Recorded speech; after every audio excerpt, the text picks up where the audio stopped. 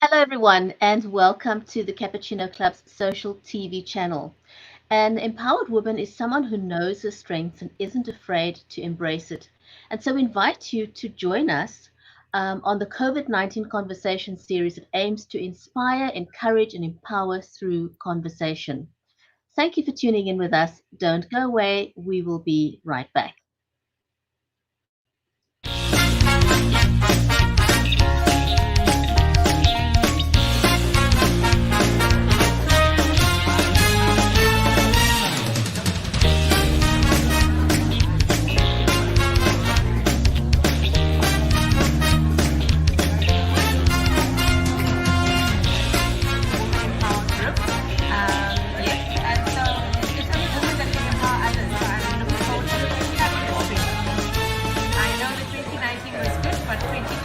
Best is yet to come.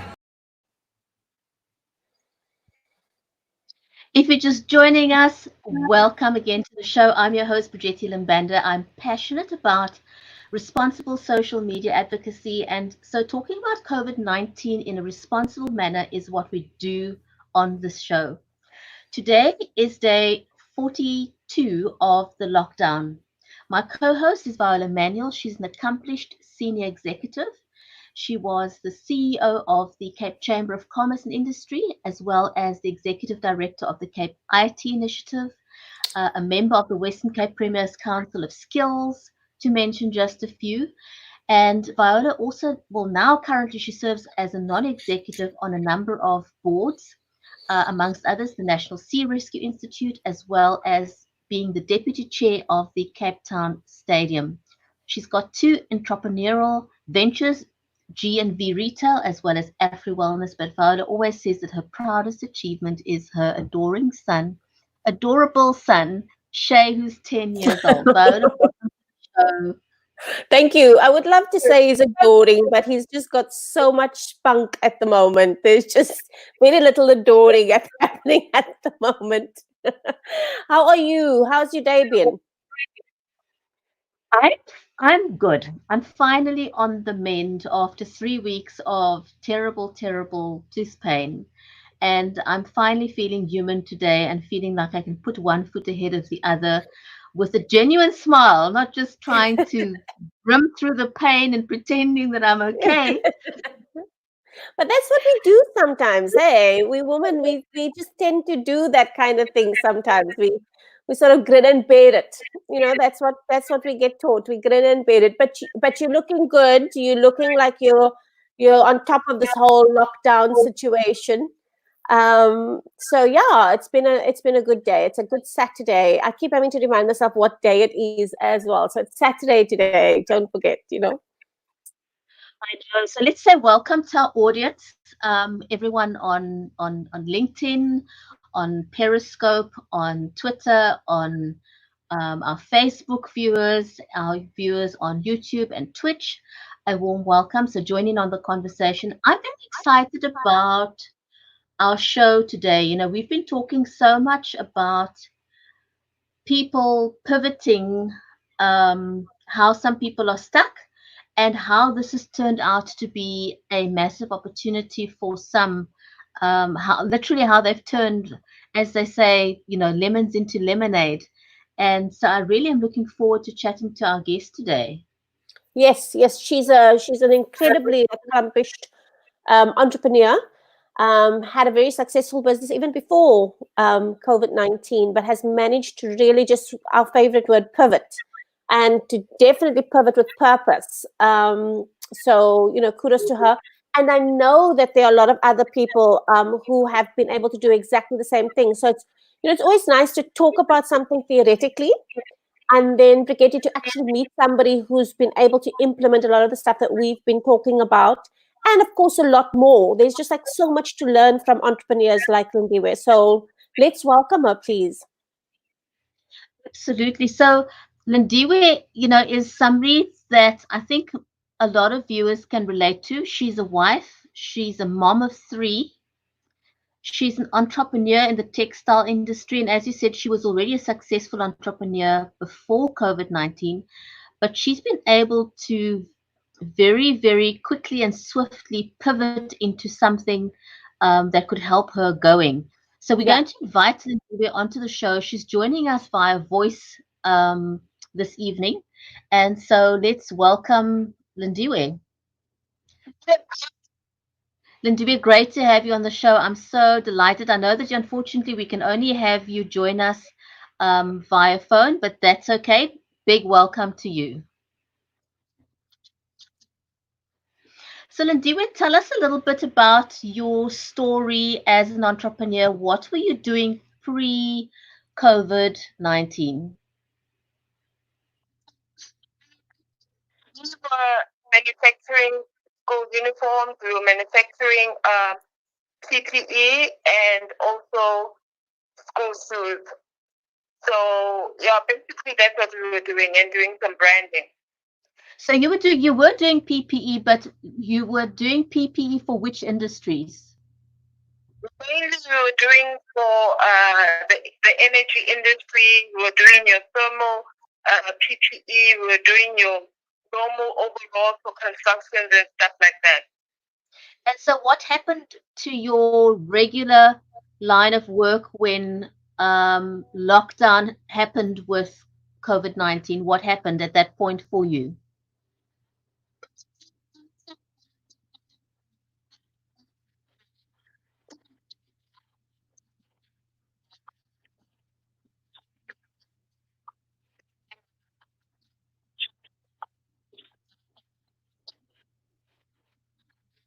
Brigetti, I think that our sound is completely muted. Um, I'm not sure our audience is able to hear. I can hear her fine. So I'm going to just double check to see if I can hear the sound coming through. And do we carry on?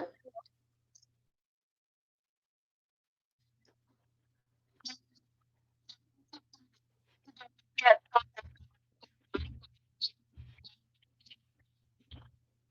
it came to my mind that, you know what, since we are in manufacturing, let us go into manufacturing medical PPE and also manufacturing masks and all the things that are needed during this time. So that is what we did. Didn't you hear me? Able to hear. I think you are right. I see there's a comment coming through, so perhaps let me see if someone is able to tell us. I think what we're possibly going to have to do, Lindiwe, is try and have you back on the show again, because we do seem to have an issue with the sound not coming through very well.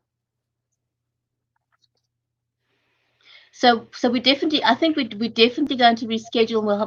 We'll invite you back on the show again soon. Okay. Thank you, Lindy. We'll chat soon. Bye, Lindiwe. Thank you so much. That is a terrible pity that we couldn't hear Lindy, where she's such an amazing woman and such a great example of someone that's been able to pivot very quickly. So basically, what she said, I don't know if you what you couldn't hear, but she was saying prior to COVID-19 and the lockdown, she was expecting to shut down her factory, to not be productive, not being able to work like everyone else, most other industries. Um, and then she realized that she could just simply change her business model and start making she was making PPE for she was making school uniforms, and she was making PPE for the energy sector is what she was doing. And then she applied her mind and realized but she could make PPE for the medical industry. So she took that first week and got her paperwork in order, um, found the right fabrics that she needed to find elastic, and apparently there is quite a shortage of elastic for making PPE all over the country, I believe. And for anyone watching who's able to produce PPE, I know that one of the companies in the Western Cape, in Cape Town, they were, in fact, it's another example of how people can pivot. This is a Mm, company that manufactures curtains. And what they're now doing is they have got a supply of elastic. So if anyone's out there and you're doing um, making PPE for the medical industry and you need elastic, I know that Constantia Curtains in the Western Cape, I think they're either Constantia Curtains or Constantia Textiles, but either way, if you look up one of them, they do have a supply of elastic. And I was able to connect them with Lindiwe because she was saying she's been able to source fabrics for PPE from Denmark, amongst other mm. places. And she was also short of elastic, and I was able to connect her with Constantia Curtains for a supply of elastics. So So Brigitte, that's one of the things that's nice about the CuppaChino Club, isn't it? Is yeah, that we the so network connected. and the Yes. connection, and what's great is, it's the degrees of separation. It's like really just unbelievable. You'll just always find somebody knows somebody in this little group of us. What I did want to ask you was, so her procuring the fabric from Denmark, was she able to get it here in time? I mean, I just, as I understood, the ports were quite busy. There was major backlogs. For somebody thinking of pivoting the way she has, and then getting supply and being able to secure supply overseas, that's one of the questions I would love to know. Was she able to procure in time, or was there a huge wait in terms I'm of not. getting? I'm not sure about that. It's one of the questions we can ask her. Mm, But I do know that she is working fast and furiously. Today, for example, I said to her she needs to be careful of burnout. She's been working since 5 a.m. and only made her way back home at 6 when I connected with her, about the wow, shopping. wow, She's had a yeah. really long day. She's putting in long hours, providing PPE for the medical industry. Brigitte, what's one of the sort of unintended consequences? We keep talking about the unintended consequences. I think one of the things that I'm looking forward to is once again having those, sort of boundaries. Our homes have now become our offices, have become children's schools, have become, it's just like everything is blurring. Before kids would come from school and they would come home. Home is now, a room in the house is school. You would come home from work. When you sort of got out of your car, you left work and you came home. And what I'm finding with a lot of the organizations that I work with, you're getting emails from people that is not essential emails, just communicating and, sort of general working at 9 o'clock, 10 o'clock at night. And I've actually made a point of saying to the operations teams, guys, you have to have a cutoff. Even though you're working from home, it's got to finish at 4:30 or 5 o'clock, and it's got to start at 9 or 8:30. So Lindiwe is obviously, I mean, it's clearly her industry's crazy at the moment. Her her company's crazy, but I think there is the possibility of burnout, even with our essential services workers at the moment as well. So I do think that there needs to be a little bit of a balance. So I'm glad you had a chance to have that conversation with her. Yeah, I absolutely believe that as well, the about lines being blurred and basically it's one has to be very, very strict about how you approach this. Um, because yes, I think those who do have work is very grateful that they can be working. Yeah. But there's also that real challenge of burnout because the lines are so, when does your work day end and start? And also, as you said, we have so much more on our plates than usual. Yeah. I'm looking forward to the show on Monday. We've got a psychologist on the show, and she's going to be talking about stress. There's all kinds of different stresses in our lives that we didn't have before. And, what if you were a person that was already predisposed to being stressed out in general? Mm. Now you've got these added pressures. I mean, everything just seems to be so compounded. Shopping trip's no longer a shopping trip. I was telling someone earlier, previously, I'm talking about myself now. Shops are so accessible that, we never needed to pre-plan our shopping lists before. We could simply pop into the shop at the drop of a Yeah. hat, literally, Yeah. because there's a shop on every corner. Now everything is planned. You've got to plan ahead at least for a week, or Yeah. sometimes we try and do 2 weeks. Yeah. Plan ahead, make sure you've got whatever you need, because you don't want to be going to the shop more than is necessary. Correct. And this, you see, the thing is, for me, going shopping, I'm not a shopper. I want to go, even before COVID, I want to go in, get what I need, and I want to leave.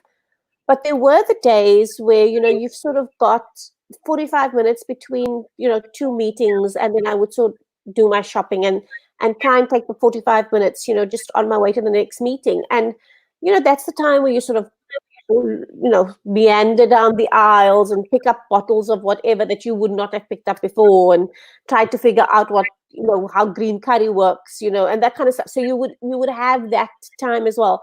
But everything about our lives now is so planned. I mean, there's curfew now at 8.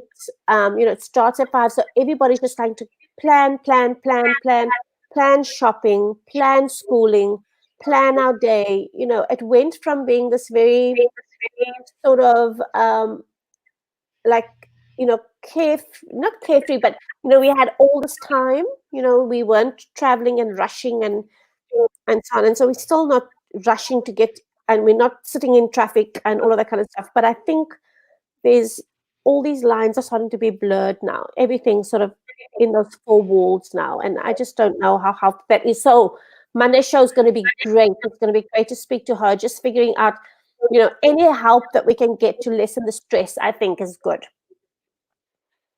Oh, absolutely.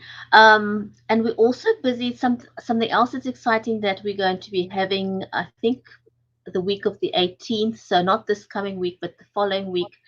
We had a great show with Mitch talking about how businesses need to protect themselves.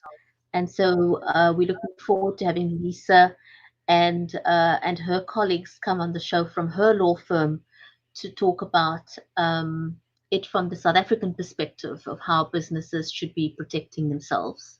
Yeah. And we're also hoping to have somebody from Labour. It sort of seems to be dying down a little bit in terms of everybody, all the sort of NEDLAC meetings and everybody just sitting down because they were preparing for the extension. The last time we were supposed to have somebody from Labour. So things are a little calmer on that side. So hopefully this week we can confirm somebody from the Labour Federation is also speaking to us in terms of just how general workers are finding the lockdown and what some of the big challenges are from Labour's perspective. So we're going to try and just get through those shows because it's just so much content that one can talk about afterwards. It's really great to have that kind of engagement. Absolutely. And then also, I think something we could also talk about on Monday is possibly ask for, how we can pass on advice to people in industries that can only open up under level 1 or level 2. Correct. Those people are immensely stressed. They didn't have time to plan for this. And, they've got staff to pay. They've got office expenses to cover and just zero income at the drop of a hat. So I think there's a lot of aspects we can cover in Monday's show. Yeah, and of course, the reality of it is that a lot of those individuals are small business owners. They're sort of one-man bands. It's sort of the hairdresser or the beautician or the it's really just one person or maybe another person working with you in your salon, and so it's incredibly difficult. But the reality of it is that those individuals are actually, as are actually contacting their clients and going there anyway, which is such a risky thing to do. It's unbelievably risky, but it's almost a survivalist thing at the moment. And I think that is also causing even more stress, because you know that if you get caught out, there's going to be huge ramifications. So, is it, do you have that stress of staying at home and not having income, or do you actually go knowing that you're putting yourself at risk? It's just both sides of the coin. It's stressful both sides. So, it's just speaking to some of the small business owners, they keep saying to me, Paola, it's great for everybody to say sort of stay home, stay home, stay home. But my family needs to eat. So, if my clients call me and say they need their gray hair taken care of, I'm going to go and do it. So, it is just explaining the risk and making people understand the risk. I think it's been one of the things we're talking about, is that a lot of people don't understand the full extent, because it's not just, you might recover, but the person that you meet and hand over the virus to might not. So there's just like so much risk to consider. It's exactly the conversation we were having with Mitch as well. Oh, absolutely. So I'm looking forward to the week that lies ahead. So if you are watching us, how are you doing? How are you coping?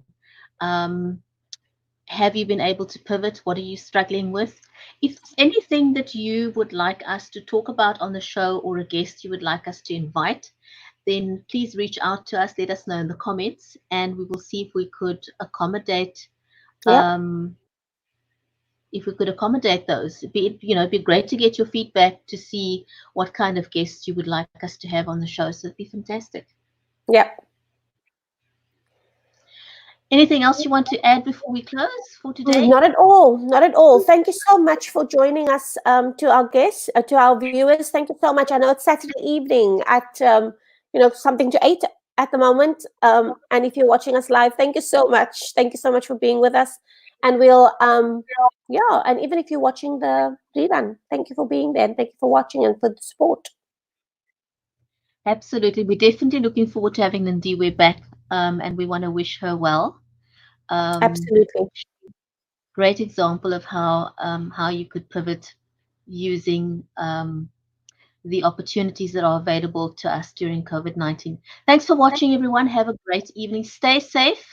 Stay away from fake news. Hit the pause button before you share. If you are in South Africa, please familiarize yourself with the fines that are now being issued. If you do not adhere to the lockdown restrictions, those fines are quite hectic. So please don't be ignorant. Go and check them out, and make sure that we stay on the right side of the law. Perfect. Thank you, everybody. Thanks, everyone. Bye from now. Bye.